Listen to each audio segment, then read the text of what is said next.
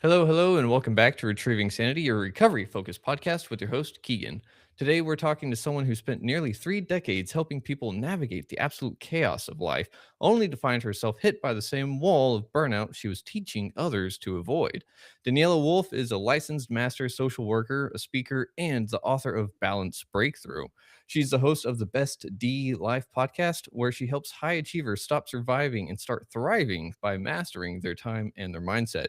But here's the kicker: Daniela believes that burnout doesn't just come from toxic environments, it often comes from the things we love most. So, Daniela, how are you doing today? And can you tell us why would burnout come from something that we love instead of the bad workplace? Absolutely, Keegan. Thanks so much for having me tonight. A lot of times, like you said, people assume it's something negative. But if you think Mhm. about it, if you're at a job that you don't really like, 5 o'clock comes and you are out the door, you're checking out.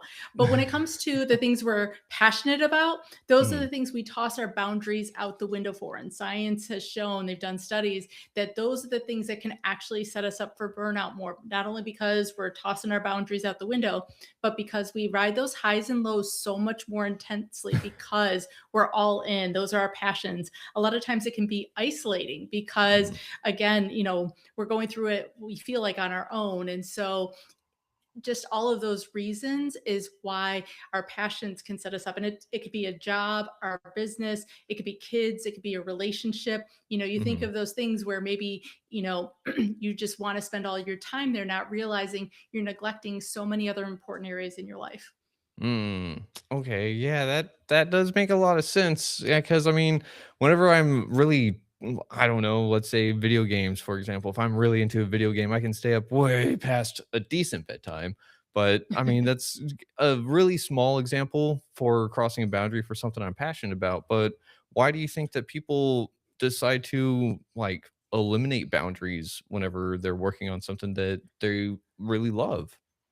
I mean, it's not even a conscious choice of I'm not going to have my boundaries anymore, but you Hmm. think, I love this thing so much. Why wouldn't I want to spend all my time there? I can remember, talking to a new mom friend and she was like, "Oh my gosh, you're my first adult contact in 2 days," because she was like so all in on her kids. You think sometimes when you're in a new relationship, you might not see your friends as much. You might, eliminate some of the other things you did independently to be Hmm. with that person. Or, like I said, if you have a business, I can spend hours on my business because I love it and it's so much fun. Hmm. But, just like you can have too much of any good thing, whether that's you can have too much ice cream, you can overwork out, you can do too much. You need that balance and Hmm. moderation in order for it to stay healthy.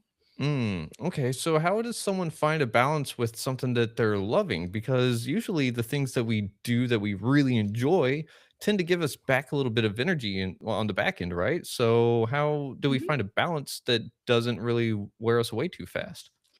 It's about kind of spreading it out in more than one area. Hmm. So it's not just one thing. Like when Mm-hmm. I talk about self-care, there's actually 8 different pillars that really make up like a healthy self-care. It's not Huh. just doing one thing. So it's not just working out all the time or eating healthy, but sustainable daily practical kind of self-care involves everything from how you eat, how you sleep, how you move, how you dress, how you decorate and organize your home, how you connect with others, how you think about money, as well as like the traditional personal development like meditation, mindfulness, journaling, gratitude, those types of practices.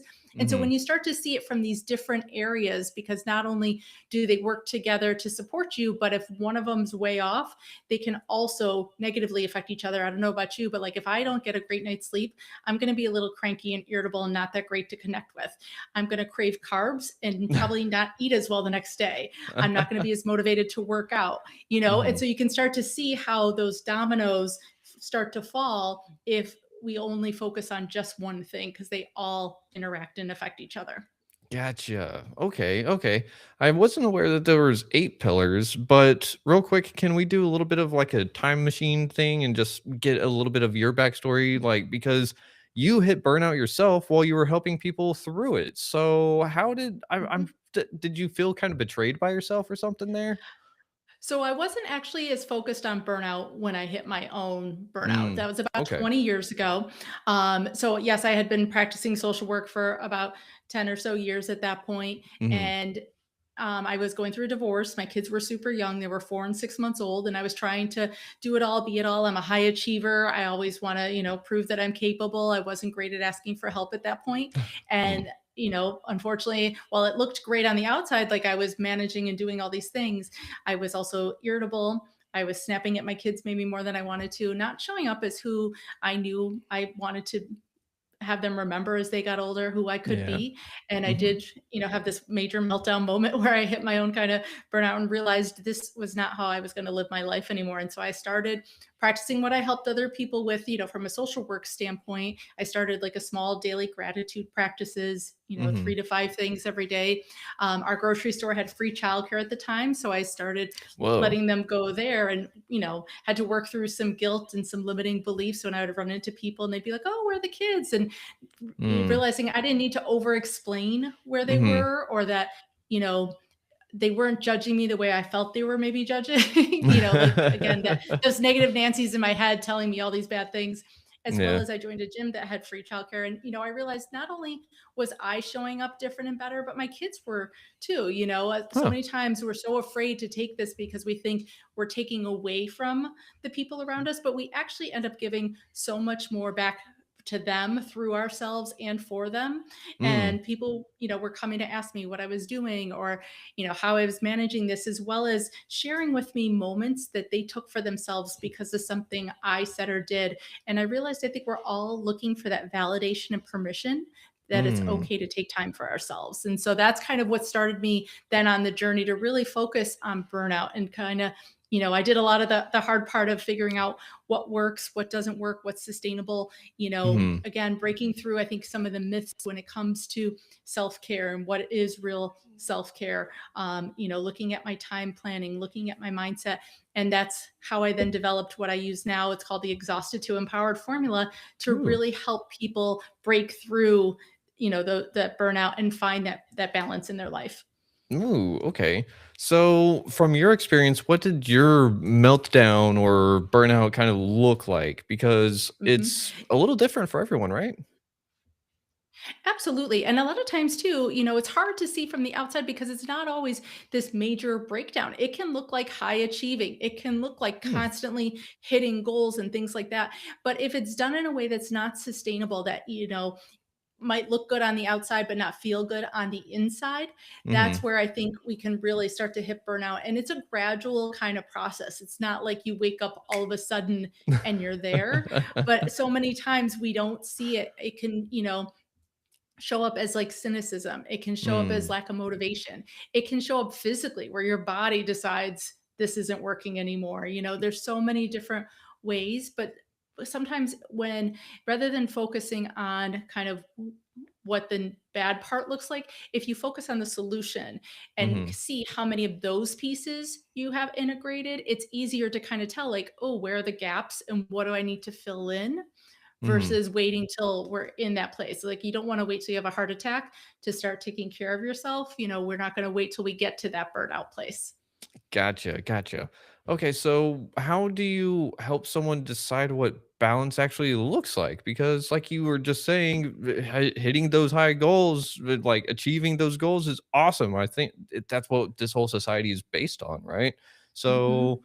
I guess we have to change our relationship to what we think success is. A little bit, as well as, when I talk about balance, a lot of times people assume, oh, you can't say balance because you can't have everything equal. And I agree 100%. Balance is Mhm. about not having everything 50-50. It's Mhm. about, how the way I define it, it's how you adapt, pivot, have resilience and boundaries. And that's where Mm. your balance comes from. Because it's not Okay. about everything feeling like it's 100% equal. It's Mhm. about that kind of, um I lost the word I was going to say. It's about being able to manage everything in a way that feels good to you. So, Mm. life happens. We never have total control over everything, but if you look at, when things do happen, are you able to adapt and still roll through your day, or does that become the bad thing that you unpack and stay in all Mm. day? Are you able to see options, that pivoting point of it? Because there's more than one way to achieve the things we want to achieve on a daily basis. Resilience. I love to talk about mental fitness the same way Mhm. we talk about our physical fitness, because that's Okay. where that resilience comes from. Just like we train, we might exercise, do movement so that we don't fall and break, so that we can handle, like, I live in the Northeast. And so, like, there's ice outside. So I can Mhm. handle that, in a way that feels comfortable. Our Yeah. mental fitness needs to be strengthened and trained the same way we do our physical fitness. You wouldn't go to the Hmm. gym for an hour and think you're ready to run a marathon. You need to put in the reps. And Mhm. so, putting in the reps builds your mental fitness so that when life happens again, you can handle it, you can bounce back, you can keep going forward. And then boundaries are like my favorite B word, because I think they get a bad rap. They're seen as like a negative, a no, a wall, when boundaries are actually so freeing. They Yeah. give you and everybody around you the permission to know when you're available. It's kind of like if you wanted to go to your favorite coffee shop and every time you showed up, the door was locked because they didn't have their hours posted outside. Mm. Their hours are their boundary. And Yeah. as long as you communicate it and share and post it, you're not going to be upset if you go on a Sunday or on a Monday if you know they're closed on Monday, just like you can then plan accordingly. So when you have Mm. boundaries, it's not just about what you say no to, but it's about what you're saying yes to. Mm. In the morning, I have time carved out every single day for some movement and meditation.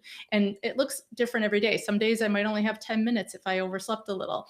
Some days I might have 45 minutes, so I Uh-huh. find a 5-minute yoga practice rather than a 40. But the fact that it happens every single day, that consistency is Mhm. where you start to then build these systems that then kind of all work together.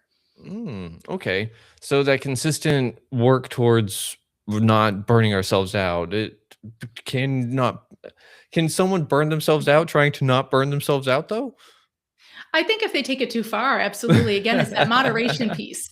I don't do Yeah. the same things every single day, but I Mhm. always have options where, that self care part of that formula, Mhm. it's not just about feeling calm and relaxed. It's actually about where your energy comes from, your confidence.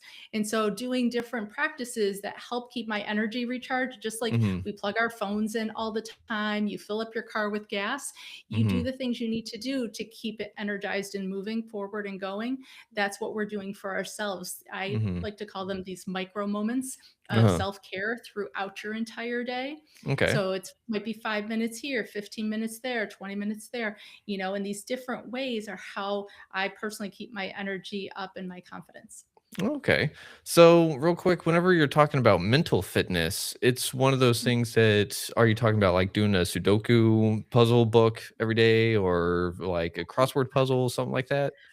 It could be. It could be if that's something that you enjoy. Mental fitness can come from a workout. Even it can come from eating healthy, it can come from laughing with others and that human connection. There's Mhm. different ways to build your mental fitness. It's Okay. those restorative practices that kind of help you feel good about yourself, that help you recharge in different ways, and that can look different for everybody. Like, personally, I'm an introvert, so my recharge is probably a little more quiet than an Mm. extrovert's ability to recharge.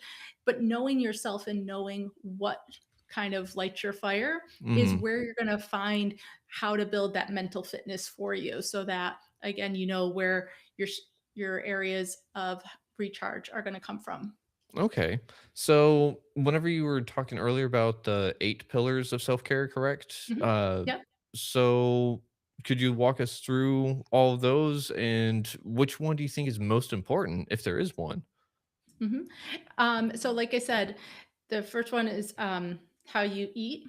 Mhm. Obviously, what goes in your body is going to have a lot of different effects on it. If I ate, high sugar, high fructose corn syrup, a lot of junk food, Uh. so to speak, it's going to make me emotionally feel very different. My energy Mm. levels are going to spike and crash in different ways than if I chose to eat in a healthy way. It Mhm. doesn't mean, you cut out everything that's quote not good for you.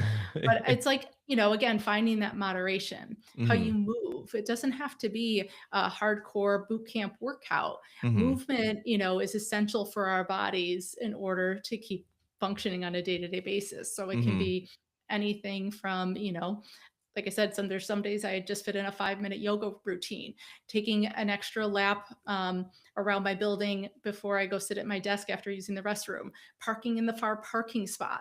There's so many different ways to add movement in. Mhm. Um, so eat, sleep. Unfortunately, Mhm. sleep gets underrated and tossed out the window so quickly as far Yeah. as how beneficial it is to literally physically rebuilding our systems overnight. Mhm. The phrase, I'll sleep when I'm dead, unfortunately, the less you sleep, the quicker you're probably going to get there. Yeah.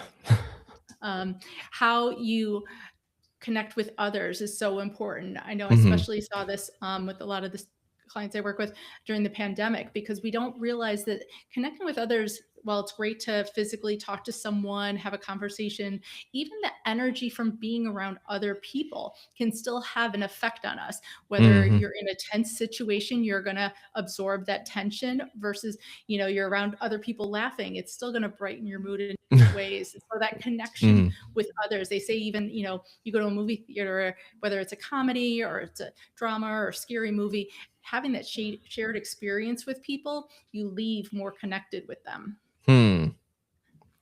Eat, Interesting. sleep, move, dress.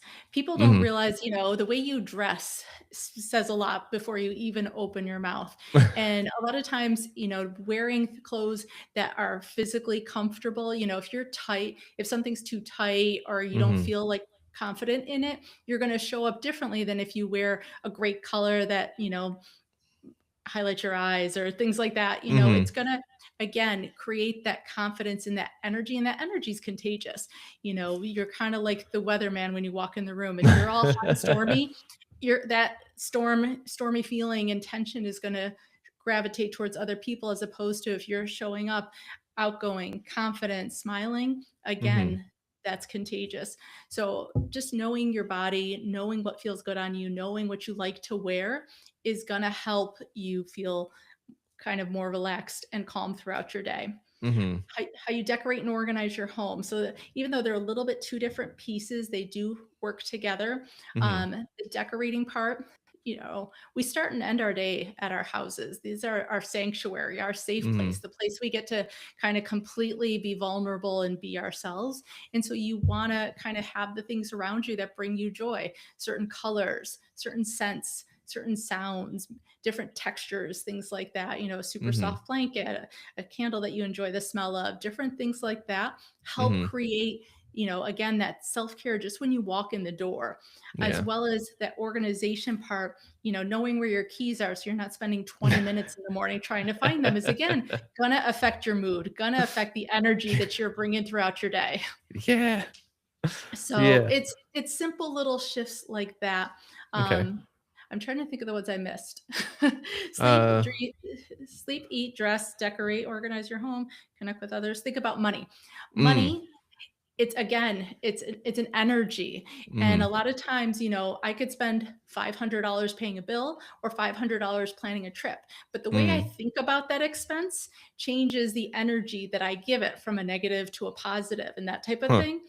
And so looking at your money, if you're afraid to even check your bank account, the power that money has over you, again, is always going to then be there. And like I Mhm. said, they all kind of snowball and affect each other, because if you're stressed about money, when we're stressed, again, sometimes we don't eat well, sometimes we snap and act in a different way. So having at least a relationship with money, Mhm. being comfortable with whatever your money situation is, and Mhm. not avoiding it and hiding from it, are, again, part of how you take care of yourself and Mm. affect how you feel on a day-to-day basis. And then the last one was those traditional personal development areas: Mhm. mindfulness, gratitude, journaling, those types of practices. I love mindfulness, especially because they're so quick and easy. You can do them in as small as 30 seconds.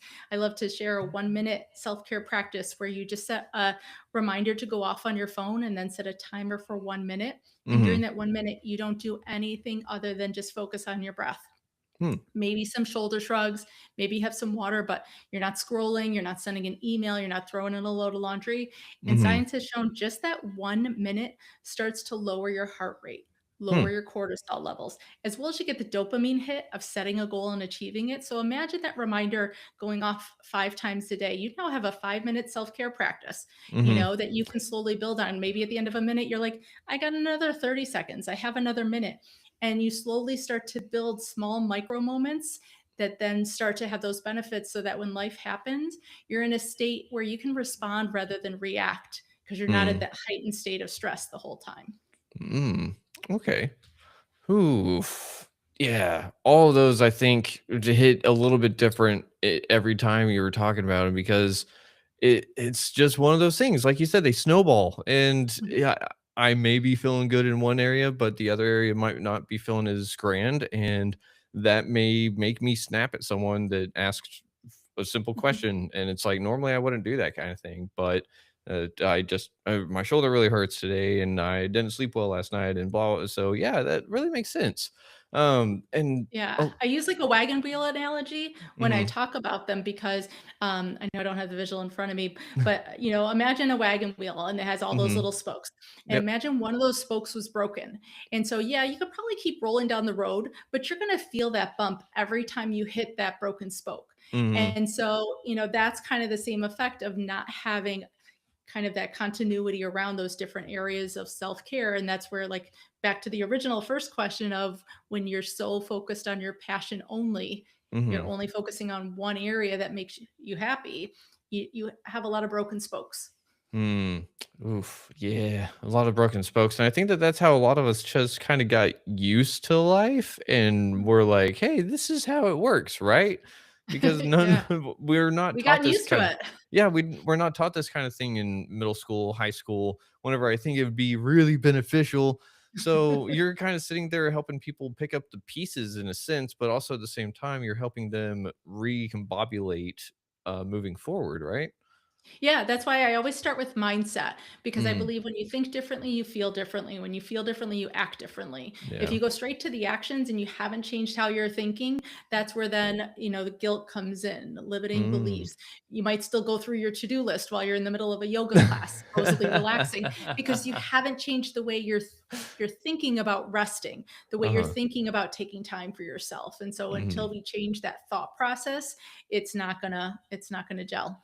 Mm. Okay, so one thing I think I heard you say right there is kind of resonating with something that I went through a couple of days ago. I did a podcast with someone and I was on their podcast doing a therapy session. Mhm. And so it was a lot of, hey, you got to stop thinking about everything and start feeling it because you're thinking about it, you're not feeling it, you're not able to process it. So stop. And I'm like, okay, but that's how I've conditioned myself ever since I was little because that's how I survived was thinking things through. So Mhm. it kind of sounds like you're telling people to take that moment or take any moment and to just feel what that whole area is kind of having to have an impact on in your life. Yeah, a little bit, because that mind body connection, you Mhm. can't, isolate them where I'm only going to think differently. Your body's still going to hold on to those feelings. It's still Yeah. going to process it until you kind of go through both pieces of it. So, when we talk about changing your mindset, the first part is just acknowledging what the Mhm. thought is and giving Yeah. yourself the grace without judgment to then process that feeling. Where did Mhm. it come from? Sometimes there's these beliefs that we have that have been ingrained in us since we were little kids, or we've subconsciously kind of followed them without even recognizing where they came from. So to start to kind of break it down Mhm. and think about, would we talk to somebody else the same way we're talking to ourselves? Because so many times, we're never as kind with ourselves as we would be with someone else. So to Mhm. take that thought and then say, would I say this to a friend? Mhm. If someone said, "Oh my gosh, I'm exhausted lately." So many times we beat ourselves up like, you got to keep pushing through, you got to push harder, you got to hustle. Mhm. Your friend, you'd probably be like, "Absolutely, take a break, take some time for you." We just have so much more grace for others, and so to start to learn to then give ourselves that grace, but then also to change the script. We're Mhm. changing our way of thinking. We're going to put a new phrase on repetition so that we can Mhm. create a new neural pathway in our brain so that we have a new default, Mm. because we've been traveling those other paths for years. We've been saying those thoughts to ourselves consciously or subconsciously for Mhm. so long. It's easy for our body to go right there, even if it's not what makes us happy or we know it's not the right thing to do. And so Mm, we have to kind of retrain ourselves. That's why people do affirmations and different quotes and things like that to help retrain a new thought once mhm. they catch that old way of thinking. Ooh, okay. Um, and I kind of want to ask about the whole money mindset because you were talking about spending $500 on a bill versus spending $500 on a trip or something, or to plan a Mhm. trip. Yeah. And for me, that was actually something that I kind of went through. Was it last year, I think, or maybe year before last? I don't know. Time's weird. But not too long ago, I realized that my relationship with money was bad. And Mhm. I say bad because I thought money was evil. Don't get me wrong, I still think it is in the wrong Mhm. hands, but because I hated it so much, as soon as I got any, I was like, spend it. Like I did not want to Yes. touch it because it being in my bank account means that it was bad. But now Mhm. I changed up how I view money and now it's a tool. It's something that actually helps me help other people and so on and so forth. And now it's like, oh, Absolutely. I don't need that $5 drink all of a sudden. And it so how do you think that you can help people kind of rethink how they interact with the world? Because money is kind of that transaction tool, right? Like that's how we get things Mhm. that we want. We do services. We get services from others to help us in our day-to-day kind of stuff, and maybe that helps us avoid burnout. So, how would you tell someone to not spend all their money on that kind of thing? I mean, it's not necessarily, again, about not doing certain things if that's what makes you happy, if it doesn't financially bankrupt you and, hurt your life in any way. Uh-huh. Um, but it's about, again, recognizing, like you just said, that relationship you have with money, the thoughts you have about money, Mhm. and changing that in a way that's going to serve you in a better way. There's this great book called Happy Money by Ken Honda that Mm. talks about how to do that, when it Oh. comes to money, because it is just transactional, but I think we Mhm. give it so much power, we give it so much emotion, and Ooh. that's what we're responding to. It's not the money Hmm. itself. Money's Huh. just it's a piece of paper that somebody printed, Yeah. or it's So a thing on the internet if you're into Bitcoin. I don't even know that yeah. stuff. I don't know it either, but, Mhm. you said it's the emotional aspect that we're kind of responding to, and it feels like that may be this case with the other 8 pillars as well, you know? Mhm. Yeah, and that's where that mindset part is so powerful. If you see Mm. rest as lazy, if you see Mhm. rest as not productive, just because outwardly you can't measure that productivity versus internally, if your heart rate's slowing down, it's repairing, it's doing all sorts of things. But we don't always think of rest in that way. We just think of it like, oh, it doesn't look like she's got much going on, Mhm. those kind of things. Um, so to rethink how we look at food, say per se, Mhm. people talk about emotional eating, comfort food. Again, there's Mhm. that emotional piece and Yeah. how we attach it to these activities in a way that doesn't always serve us. Yeah.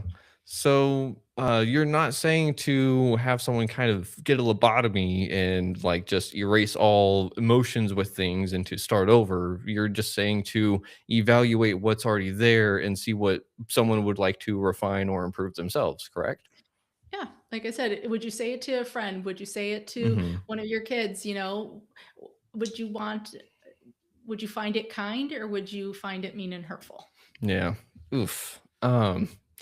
Yeah, and I think that that's one of the things too that we kind of come across sometimes is like you said, we don't offer ourselves that kind of grace Mhm, to take breaks, to talk to ourselves kindly, to even see a future where we're doing well. mhm. And maybe that's one thing that keeps people in some burnout is they can't see a future. And so all they see is the here and now, right?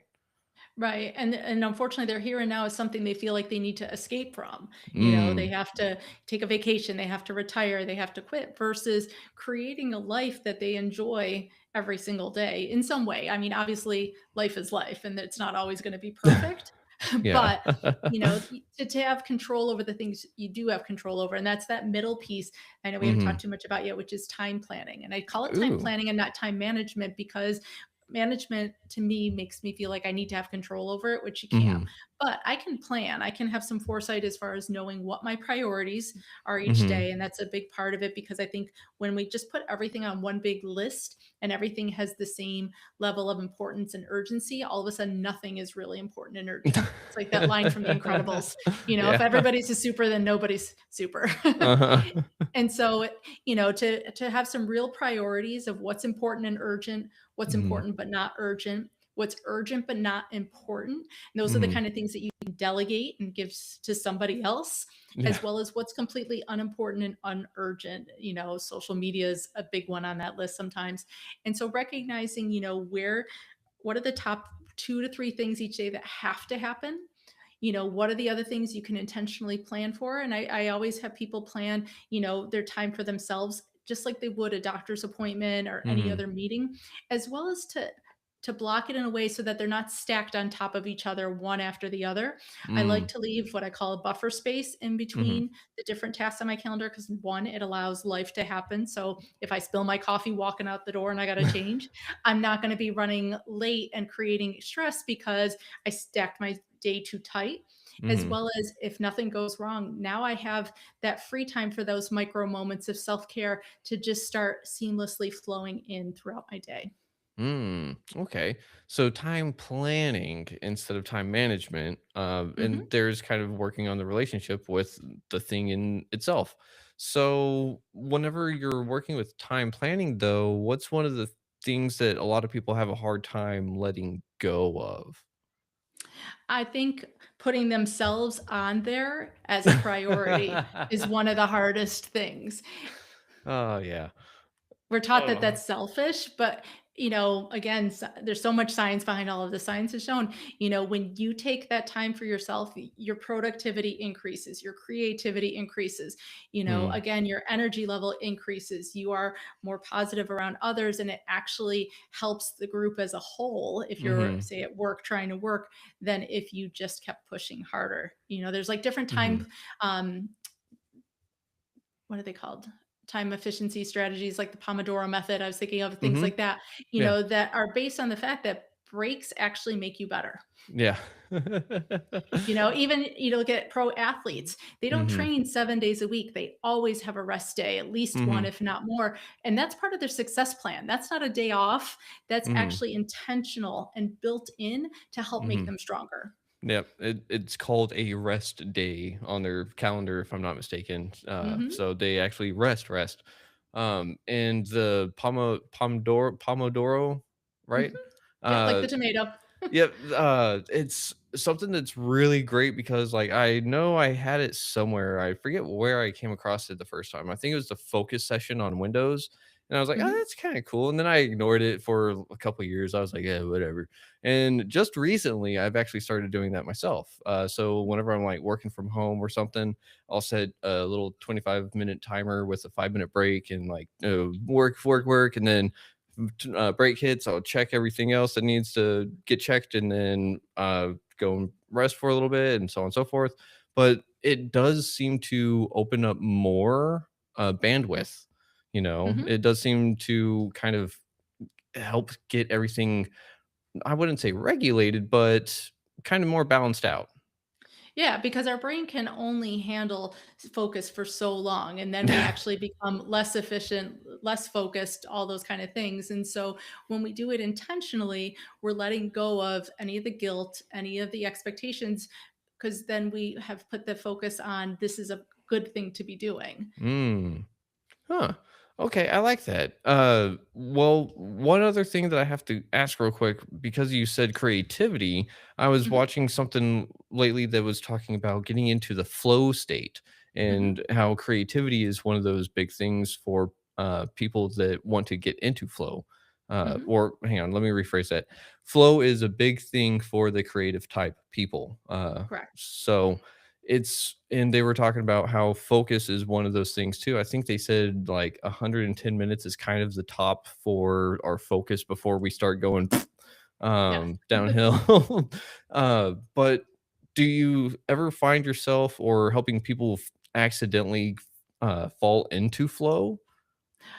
It's not even accidental. If anything, when we're setting up those time blocks, we're very intentional about looking for when their flow state typically is. Most Ooh. people usually have a time of day that is going to be best for them to get into that state. Some people are night owls, some people are, Mhm. 5 a.m., 6 a.m. morning people. I Mhm. know for me, my flow state is absolutely not 2 o'clock in the afternoon. That's for whatever reason when I need a nap. I don't know if it's after lunch, something like that.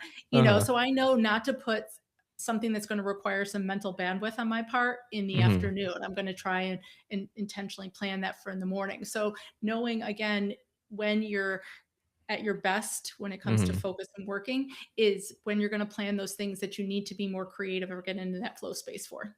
Ooh, okay. Real quick, where can people find you if they're looking to get your help with burnout and everything that comes with it?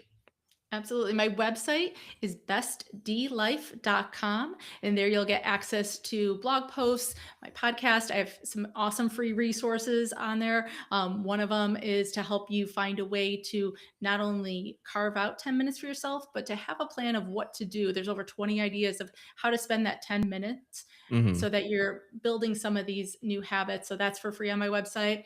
You can grab access to my book. You can email me and ask me questions, as well as follow me on social media. I share so many amazing tips all the time because I think everybody should be living this kind of life. I think it's just, you know, Yeah. something we all need to be striving for every day. Mhm. And whenever you say carve out 10 minutes, for some reason that makes me think of like carving a pumpkin. Mhm. And it's also weird because it's not necessarily a passive act. Carving is actually kind of aggressive because you're using a tool to help you to like get into something that is otherwise impenetrable. Otherwise not fun to work with. Mhm. So you're really talking about like sitting there and helping people say, here's what my schedule looks like now. I'm going to make time for me because I deserve it, right? Yeah, absolutely. You and everybody else around you deserves you Hmm. to take 10 minutes for yourself. And a lot of these activities, too, again, like I said, they don't have to be done alone or in isolation. I think we take the word self and self care too literally. You can Hmm. do it with others. You can do it with your kids. You can do it with a group of friends, your partner, those types of things. Hmm. It's about doing the things again that light you up, that make you happy. Going back to even hobbies, could be activities, just Hmm. finding different ways to find whether it's laughter, movement, all kind of things, and to see just again what the different options are. I think when we see more than one option and a way to achieve it, that makes it more sustainable. Because I think Hmm. if we're too rigid, like, oh, if working out has to mean I have to drive to the gym and go to a certain class and all those kind of things, it might be harder to fit in than, oh, I'm Hmm. going to do a 10-minute walk during my lunch hour. I'm going to do, this walk during the day. I'm going to do 5 minutes. You can still find the same amount of time, but if you break it into ways that maybe work better for whatever season of life you're in, that's Hmm. what's going to make it sort more consistent and sustainable. Okay. And real quick on the physical aspect of things for people, do you suggest people finding things to help with their ergonomics per se, finding things that help them with their body, because that's one of the things whenever we're talking about movement, some people Mhm. may have a bad joint, some people may have something that really does actually physically limit them, Mhm. so how do you help them find workarounds on that end? I mean, unless you're, physically disabled in a very serious way, I'll be honest, that's probably not my specialty, but a Fair physical enough. therapist could probably help. But I Yeah. think, like I said, movement doesn't have to be a workout. It could be Mm. walking to the mailbox and back. Okay. Movement is about that state of moving so that we're Mhm. not just completely sedentary on our couch watching TV, on our phones. So many times I heard once, sitting's the new smoking. And Yeah. so we have standing I have a standing desk right now. So many people have Yay. standing desks because we're sitting for like 8 hours a day, and that's just not Mhm. good for our circulation, our joints, the pressure, our No. heart, all those kind of things. So looking at what am I doing to move? Even if you're sitting, there's chair yoga, where Mhm. you're doing those silver sneaker exercises, or just moving your upper body. There's still ways to integrate movement throughout your day. Mhm. They have those little pedal things you can put under your chair if you have to sit at work. They Mhm. have those walking pads now you can put at your desk. Like there's different ways to add movement that Uh-huh. doesn't have to be a workout. Again, like I said, it could just be Tai Chi is a very gentle workout. Like I said, Mhm. it could be some arm things. So it can look different depending on what you've got going on at that point in time. Gotcha. So you said walking pad things, is that for your Mhm. standing desk? Yeah. Huh. Yeah. Or it's like not quite a treadmill. They're like little like smaller, easier version. They fold up, things like that. Do you Yeah, have because one? I actually just recently got a wobble board. Oh, So, very cool. yeah, so, like, obviously So don't that's wanna movement. yeah, don't wanna sit there with my shoes on it, but I also don't wanna be wobbling the whole time either. But Mhm. I think that just kinda helps me and my hyperactivity kind of calm down so I can focus a little bit. Mhm. But have you heard of that, African proverb that movement is life? I haven't, but it sounds completely true. Yeah, because what you're saying just makes me think of that. Just we have to move. We can't sit still. We can't be the slaves to our own bodies, essentially. Mhm. So, Yeah. Yeah, so just finding, like I said, different options. It can look different every mhm, way, you know. Connection with others might mean getting together in person. It might be texting someone, you know. mhm, My son calls me on his drive home from work every day, and it might only be like 6 to 8 minutes between the 2 mhm, points, but it's consistent, you yeah, know. And so that's where mm, that connection part can look different every day. yeah. Real quick, you did say that sleep was the middle part, right? Or no, time planning was the middle part. Time plan. So, Yep, so mindset, time what's planning, self-care. so what's the top part? Well, they actually overlap. They're like three concentric circles. Like that's like a little Oh, image. So if those were the oh, three areas, they uh-huh, overlap in the middle. You know, so yeah, mindset can exist on its own. Time planning's on its own. Self care, but when you blend those three areas together, mhm. that's where the magic happens. Ooh, okay. So it's a type of synergy, if you Yes, will. perfect. Ah. Yes. What is one of the things that you find makes people really not be able to do this kind of thing? Because I mean, we're all like you said earlier, we're just go, go, go, go, go. Mhm. So I guess the hardest part maybe is telling people to just relax for a few seconds or so. And that's that mindset part. You know, what Hmm. the phrase you just said, telling them to relax, is because obviously mentally they struggle with that part of it. You know, we're creatures of habit, even if they're Hmm. not great habits. And so not only looking at what do I need to add, but also what Uh-huh. do I need to stop doing? Mm. You Okay. know, and seeing what's not serving you anymore. Sometimes we jump so much into what to do that that's where Hmm. people can fear pressure of doing and doing and doing versus Hmm. sometimes doing less and just taking some things off your plate might be enough as well. Gotcha. Hmm. You just made me think of some uh what advice I guess it would be. Someone was trying to help someone else quit smoking and they said, "Well, why do you smoke?" And they said, "Because it helps calm me down." And they were like, "Does it really though?" And Mhm, as someone that used to smoke, I was like, "Yeah, they got a point cuz whenever like if I'm smoking all day or hitting my vape all day, I don't feel a mhm, thing. It's like it's just a force of habit." And mhm. then if I set it down for the whole day or whatever, then I come back to it, then it's like I get what I've thought I was getting all the time, but for like 5 seconds, you know? Yeah. And so it really didn't serve me anymore. It didn't serve that person anymore to sit there and just be like, "Yeah, we're going to ruin our bodies to get a false sense of relief?" What? No, Mhm. that no, ew. And I'm sure as So you built a tolerance over time, it required more and more and more. mhm. Yeah, and, like, that's the, other bad thing about, like, vaping with the nicotine is that you can get really strong nicotine vape, and then once you're Mhm. there, it's like, you "Okay, I guess I gotta shoot it up now? No, not gonna do that." Yeah. So, Well, I even um think of like I hadn't folded laundry. I haven't folded or put away anybody else's laundry in about 15 years. oh, wow. You know, Huh. and that was one of the things I took off my plate. Like, you know what? I'm like, why do I need to do everybody else's laundry? So I Mhm. started taking that off my plate. Everybody got a basket with their own clothes. Like I did the laundry, but Yeah. I stopped putting their laundry away as well as I don't fold my laundry before I hang it up. I just eliminate a middle step. So sometimes if Uh-huh. it sounds silly, and I know we're kind of laughing a little, but it's like that small little thing of taking that off my plate saved Mhm. me hours Oh, every week. yeah. Yeah, and so what is one of the things that saves you the most time and energy for, yourself so that you have more on the back end? I mean, there's a variety of different things. There's a lot of pre-things that I do. Mhm. Like I pre-plan a lot of my food. So Sunday is Ooh. like a meal prep day for me where I'll get, like my little yogurt parfait things all set up. I make this other little thing. So I'll have like a whole bunch of containers in the fridge ready to go so that each day as I'm leaving for work, it's a grab and go. I'm not making lunch every day. I pre-plan a Mm. lot of what I'm wearing either the week before, like again on Sunday or at least even the night before so that in the morning I'm not worrying about steaming things or figuring out what to wear. So just Mhm. sometimes taking a couple extra minutes, ahead of time to pre-plan saves Mhm. me extra time that next day. Hmm, okay, so pre-planning can actually be a lot bigger of a time saver than what we think.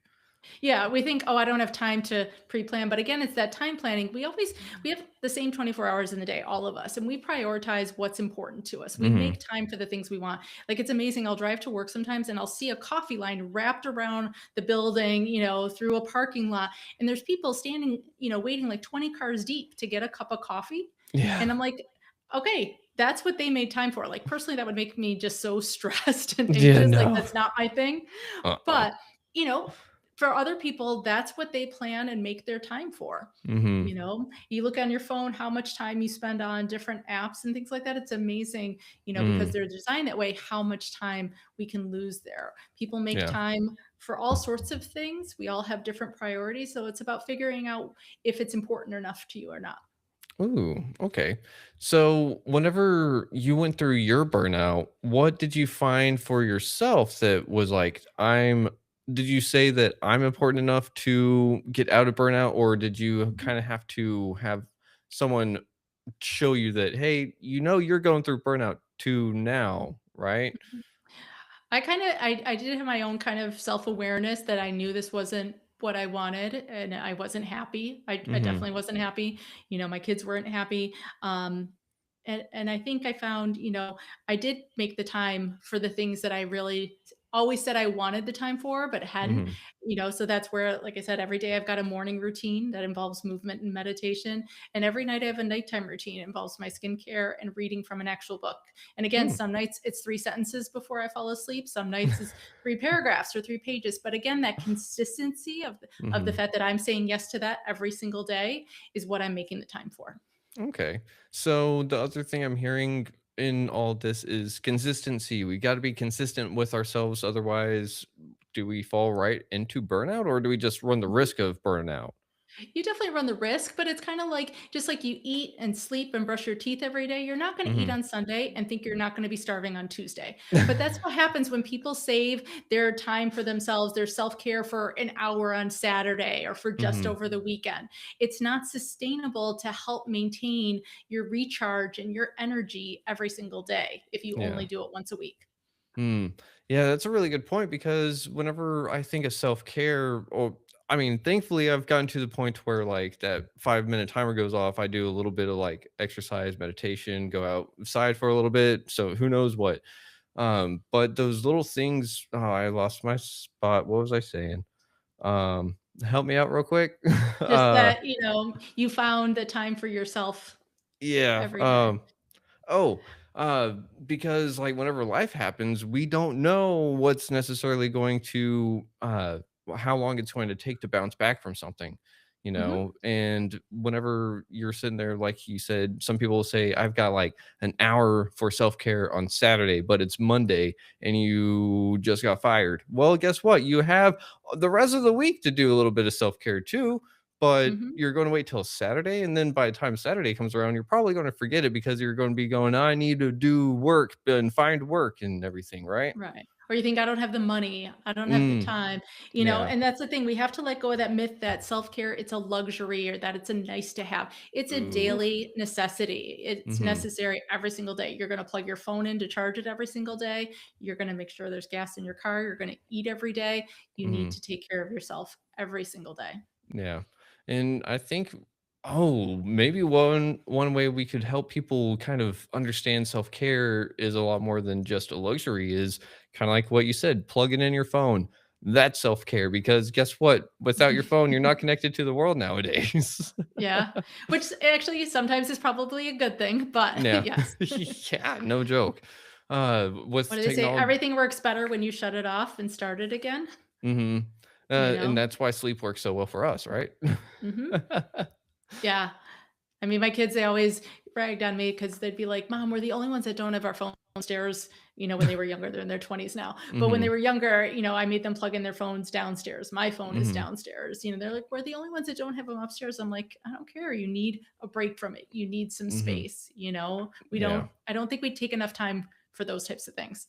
No, I remember growing up outside all the time, and then by the time I did have a cell phone and people try to call me, I got mad at it, and so I was like, "You're not going to call me while I'm hanging out with friends."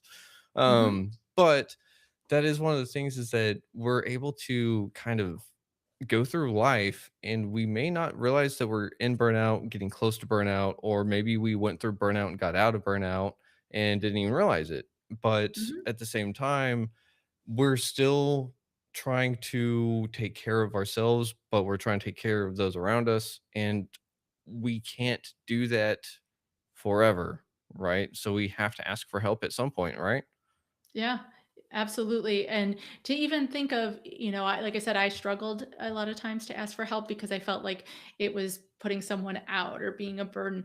But Hmm. I know personally, like, I love being able to help the people I care about. I love Yeah. being able to volunteer and help others. And, to see it as that gift that you're giving someone else the opportunity to get that same feeling that you get when you get to help someone, it's a good Hmm. thing. People don't say yes unless they want to.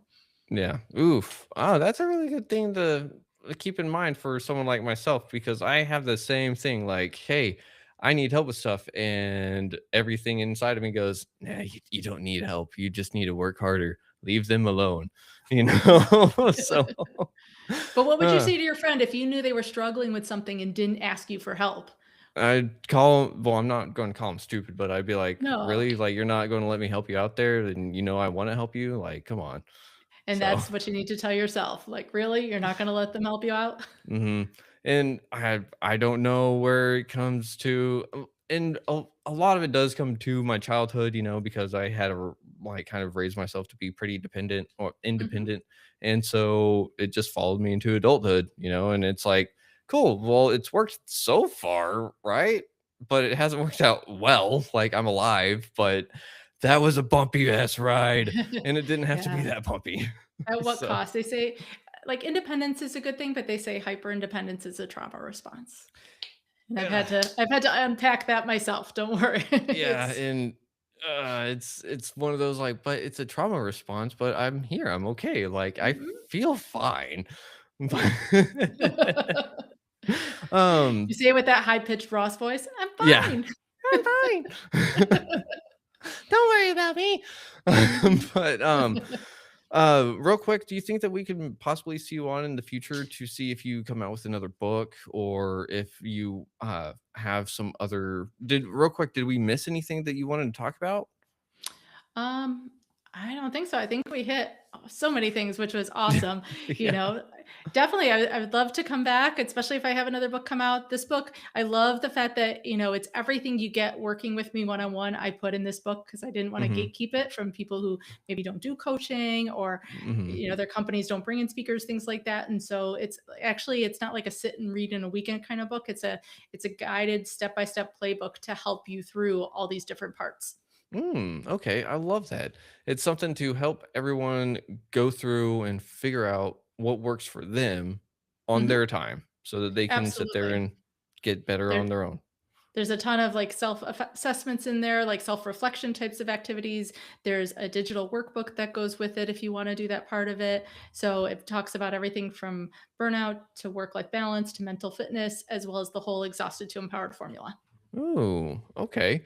That's awesome. And they can find that on your website over at Best, best. bestdlife.com, right? Yep. Yep. As well as Awesome. Amazon, barnesandnoble.com, any place you get books. Ooh, sweet.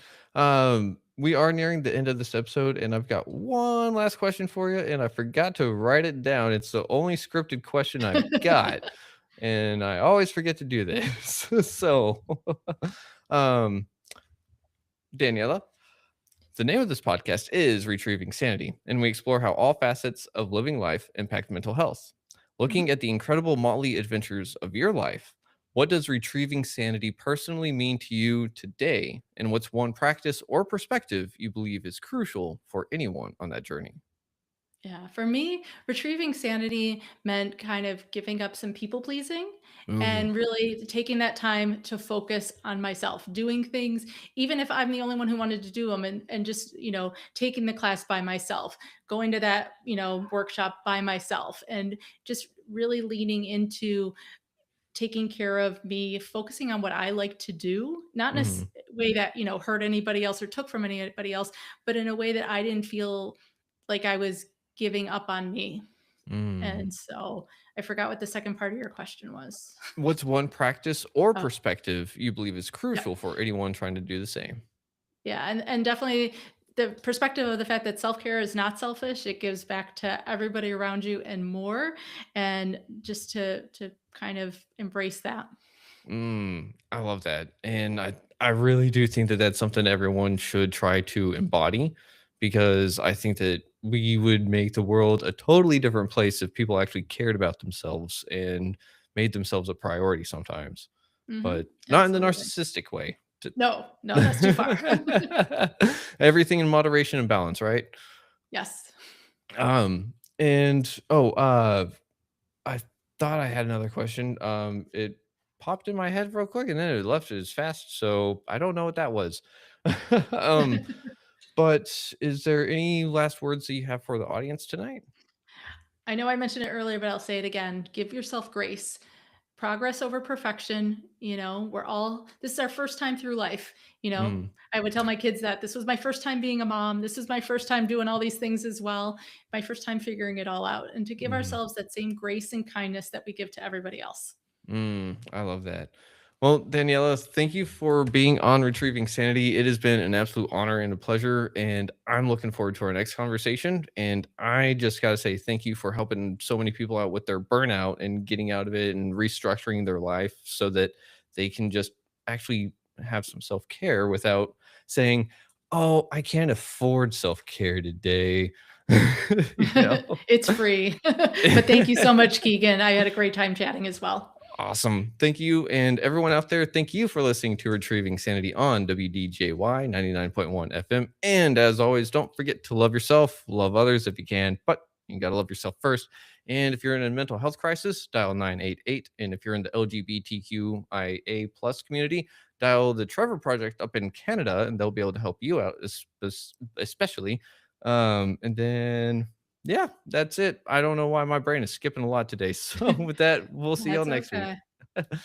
Stan. Bye.